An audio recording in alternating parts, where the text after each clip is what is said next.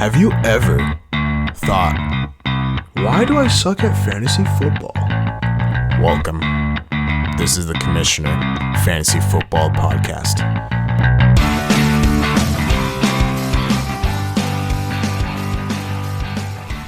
And welcome to another episode with the Commissioner, your host, your guide for a better experience playing fantasy football. Again, hopefully you guys have some fun this year. Hopefully win some championships, but the year is approaching. I mean, it's August 16th, so the year is about to begin. And so I want to talk about today the different types of leagues that are out there. So maybe not this year, but for next year, for the next couple of years, you might think about these types of leagues or changing the league that you're in to these types of leagues. And so I'm going to talk about the different types of leagues that are out there, and hopefully to gain more experience, to have more fun. The other leagues I'm going to talk about are pretty fun, especially I've experienced them now, so they're a thrill. All right, let's begin. So the number one common league that's out there for majority of people out there it's called a redraft league. And you're probably in a league like that where you're drafting players from the pool of the NFL players out there.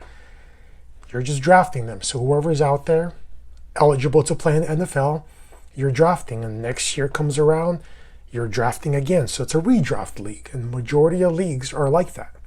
I did talk about before the second type of league that's out there is an auction league. And an auction league, it kind of has two things about the auction league. It is considered still a redraft league, but the way you're drafting is very different. And so majority of these leagues, again, the auction league, and I talked about this before, it's pretty simple. You usually have a certain amount of money for your draft, and you're drafting, bidding on players during the draft to keep a player for your team. So that is a different type of league, but it's also under that kind of redrafting type of league. So again, most leagues out there are redrafts, so you're probably in the redraft league, and that's okay. That's great for beginners. But if you're out there and you're thinking, hey, I want to do something different, I want to experience something different in fantasy football, the next step after a redraft league is called a keeper league. And the keeper league can vary in many ways. There's one keeper leagues, you can keep a player for the next year. And I'll talk about what that means. It's basically, it is what it is, just the way it sounds. You get to keep a certain amount of players from 1 year to the next year. So how that works, it also varies from league to league. I've been playing in different types of keeper leagues, and all of them have different rules. So I'll talk about the rules that I've set for our leagues. I commissioned 2 keeper leagues. Both of them are, you can get to keep 2 players. So nothing significant. There's leagues where you can keep 3 players, 4 players, 5, 6. So you don't want to keep too many because you're getting into the next type of league that I'm going to talk about. So in these types of leagues, the keeper leagues, the thing you have to focus on is when you're drafting the first time and you know it's a keeper league, your goal is to get players in the later rounds that could be valued the next year around. And I'll explain in our league the rules. So in our league, the keeper rules, we have 2 keepers that we get to keep. And what happens is the round that they were drafted in, I'll give you an example of what happened in our league with Alvin Kamara. About his rookie season, he was actually picked off the waiver. So he wasn't even drafted. And the rule in our league for people that are players that are not drafted, we get to set a certain round for them. I know some keeper leagues have like 12th and 11th round. That's ridiculous. Some people have it lower, but we decided to go initially with 8, and now our rule is if you pick a player, rookie off the waivers, he wasn't drafted, you get to keep him in the 7th round. That's our rule. 7th round. And if you have 2 players like that, then it's 7, and the next round down 6. It's a rule that we came up with. Everybody so far likes it, but we can always change it. So what happened with Alvin Kamara is one of our league mates, he got him off the waivers, and again, he had amazing, I think, second half of the season in his rookie year. So the next year, the guy got to keep him, in the 7th round. And the following, and for in our league, what we said is a 3 years limit. So there's a 3-year limit for a player to be kept. So meaning Alvin Kamara gets drafted, and that player gets to keep him for 3 years. And after 3 years, he goes back into the player of pools, the NFL players. So it's a pretty good value because Alvin Kamara became a first-round draft pick.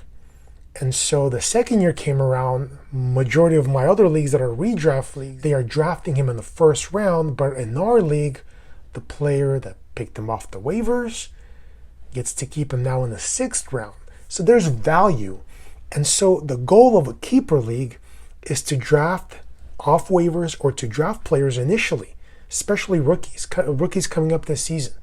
The rookies that we think might not do anything in the beginning of the half, but at the end they might go off if you draft them late. And that's why I say to everybody, especially in keeper leagues, draft defenses and kickers all the way at the end. Hopefully you're not drafting any kickers, but do it at the very end. So try to find certain players, running backs, wide receivers, even tight ends that have value, that might have a future in them that you can draft later on and have some keeper value. So that's usually the thing with keeper leagues, is looking for value in the draft so you can keep that player the next year around. It makes fantasy football, it takes fantasy football to another level of skill, of course. And it's just, you get more interested, you get more into it. And then, for example, there's all the rules you can set in your league about, trading away players off season so other teams can have keeper value, and then you could trade draft picks. Like, for example, Alvin Kamara in our league, I traded for him because I like his keeper value. I gave up last year my first round pick for Alvin Kamara. So I had him last year, even though he has some injuries, he didn't do too well. Unfortunately, that's my luck. But I got great value for him, and I gave up my first round. So the player that I traded my first round draft pick. He got to get 2 first draft picks, and that was value for him. And he's like, well, I can get rid of Kamara, but this year I can have 2 first round draft picks. So you could see that it just gives a whole nother level to fantasy football. The way you draft, the way you trade. Now you're not just trading players away, you're trading future draft picks away. You always have to be careful and set more rules, because the more engagement you get, or the more, the more advanced you get in your fantasy football leagues, the more rules you have to set as a commissioner. That's more work. And that's okay for me. I love it, but that's more work. So those are keeper leagues, and every keeper league has different set of rules. You just have to know what those rules are. And one of the main things for keeper leagues I want everybody to make sure they know, when you're in the keeper league, make sure that, for example, I'll give you another example. I drafted Kareem Hunt in his rookie season. I drafted him like in round 13 or something, or round 10 to 13. I don't remember exactly now. But I drafted him really late. He became a value, and I got to keep him. I actually won a championship because of Kareem Hunt. Now, what happens when you do that, so if, let's say, and I can't remember now, but let's say I drafted him in the 10th round. So the next year, it's not that I lose my 10th round pick, it goes the round down. So the next round down. So I drafted him in the 10th, but following year, if I want to keep him, I don't have a 9th round pick. He's basically my 9th round pick. The reason we do that is because the first rounders, the people in the first round, they can never be kept. And it's just unfortunate if you draft Christian McCaffrey as your first pick, you get to keep him next season. That's not really fair. So we set that rule that 1 round down. Some leagues have 2 rounds down. So let's say if we have 2 rounds down, Kareem Hunt, if I drafted him in the 10th, the next season I will keep him in the 8th.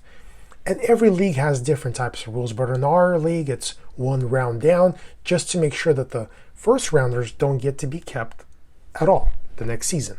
So everybody, at least the top players every season, get to be on teams. So that's, in summary, what the keeper league is. Now the next type of league, and this is more for advanced, it's like a hyper keeper league, and it's called a dynasty league. Now in a dynasty league, you get to keep your players forever. Basically, you're like an NFL owner of a team. So it's a very more higher level of playing football. You have to keep track of your team pretty much all year round, which if you love fantasy football like me, you're gonna love that. And the way a dynasty, league works is the first draft is the most important draft because you're selecting players, future players possibly, younger players. So you're trying to focus on younger players. So you kind of want to balance it out. Younger players, experienced players, even some older players, but you want to balance it out. And so in a dynasty league, that first draft, you're keeping these players forever. So after you do that draft and you play your first season, the next season around, and every other season, every single year, you're going to have rookie drafts only. So the draft that you will do for your dynasty league is just drafting rookies. And that's what we did this season for the second time, because our dynasty league this is our third year. We drafted all the rookies. So for example, in our rookie class, in our rookie draft, CEH, Clyde Edwards-Helaire, went number 1. I think I took him I didn't take him. Not Jonathan Taylor. Yeah, Jonathan Taylor went number 1. And then I got to draft CEH, Clyde Edwards-Helaire. And so it went on, and we did about maybe, 8 rounds of drafting rookies, and it gets deeper and deeper. And even in Dynasty, there's additional rules you have to set. So it becomes a whole nother level of fantasy football. And now you're playing with these additional rules. And so again, it's just another level of playing football. But in Dynasty, again, you get to keep these players forever. The number one problem is you have to find people who love fantasy football like you. And then you have to make sure that, hey, they're going to be in there for the long run. And so far in our league, everybody's been in it. Nobody's been like, okay, I'm done. I don't want to play anymore. People see the different style of fantasy football, and it's an amazing experience. I mean, we love it. We love our Dynasty League. We got a big crystal trophy for it. So when you win, you get that trophy and you get your name on there. So he makes it a whole nother just level of fantasy football. And so if you want to try it out, again, I guess the biggest problem with Dynasty Leagues is finding people who love fantasy so much that are willing to basically say, for the rest of however long I maybe live, I'm going to play fantasy football, and these are the players I'm going to select. And again, your focus, the first draft is the most important draft because you're selecting basically your team forever. Again, doesn't mean you're going to suck forever if you do a bad, draft, or if you don't draft that well. You could still focus on rookies and pick up those rookies. So if you guys have any questions about keeper leagues, about dynasty leagues, please hit me up, message me on Instagram, get a hold of me. I've had experience with these leagues, and I can help you out, again, to make things fair, to set proper rules for these leagues, and to have some fun. So in the future, if you're thinking about it, talk to your league mates. Because if you want a keeper league, you can't just decide to keep players for this year. If you want a keeper league, you have to tell your league before your draft, hey, we're doing a keeper league for next year. So you're focused on your draft, again, selecting those players in the later rounds that are going to probably have a future in the NFL for next season. So when next season rolls around, you have some keeper value. Again, any questions, any concerns regarding this, please hit me up. I love talking keeper. I love talking dynasty leagues. So, all right. And I'll finish on this. In conclusion, I'm going to finish on ranking the top apps. So if you're deciding upon playing which app to play in, I'm going to rank some apps for you. The top 5, I'm going to do a top 5. At 5 comes in ESPN. ESPN is horrible. I'm done playing ESPN. There's so much issues in that app. There's so many things that you cannot do. You're limited, you're restricted. I'm completely done with that app. I think this is the first season I won't be playing in the ESPN at any leagues. If somebody asks me to play in the ESPN, I'll be like, I'm sorry, I can't. So ESPN, that comes in at 5, horrible. Next one is the NFL, the one that the NFL app does for the NFL Network or whatever it is. I played it a few times. I'm playing in one this year. It's okay. Again, maybe it's the way this league is set up. It's all right. I have not a lot of complaints about it. I haven't been a commissioner of that type of league, so I don't really know. I've commissioned ESPN leagues. I've commissioned Yahoo leagues, and I'm going to get to the Yahoo one. So I don't really know, but I'll put it number 4. Number 3 is CBS. The only problem with CBS, I love CBS, the way they have the app for you for fantasy baseball, fantasy football. If you're playing other fantasies, sports, it's great. They have a lot of options for you as a commissioner. The only problem with CBS is they charge for it. So that's the only thing. So if you want a really good app and pay some money, CBS is probably maybe top ranked out there, but you're gonna have to put in some money, which kind of sucks. Not a lot, We're already putting money for a league. Number 2, what comes in number 2 is the Yahoo. Yahoo is really great, and it keeps improving. Again, it has a lot of options as a commissioner. You can do a lot in that app. It's very easy to use. That's how much I could say about it. So I play in a lot of football and baseball leagues in the Yahoo apps, and it's pretty great. I have never really had complaints about it. Honestly, so if you're looking for an app that you don't know what to do, you're kind of out there, don't do ESPN, just do Yahoo. But the number 1 app out there, it's, again, first time using this app, it can be a little confusing, but once when you get into this app and you just play around it, best app out there. It's the best app out there. Again, and it's free. It's called the Sleeper app, and I've been probably saying in every podcast, in every video that I've taken, I've been saying the Sleeper app is the best. Again, it's free. I mean, the functions in it are amazing. A lot of options in there, so I would suggest get the Sleeper app. And on top of that, what it does, the biggest thing that it does, is it takes all the NFL Twitter accounts, the people that follow the NFL teams, so up-to-date news is directly infiltrated into the Sleeper app. So if you put your notifications on, you'll get right away, the news that comes out right away, you'll get on the Sleeper app. So I used to, before we played on the Sleeper app, I used to have the Sleeper app just to get the notifications. But if you're on Twitter and you're following certain people, you can do that as well. So if you don't have the Sleeper app, you can go on Twitter, find the right people to follow, get their notifications, and get the most updated news from the NFL so you can make faster decisions and get news before anybody else gets news. But the Sleeper app does all that for you. So, all right, hopefully you guys have a great season. Again, let me know if there's anything else I can do for you guys. Hit me up on Instagram, and please subscribe on YouTube. Again, thank you for listening.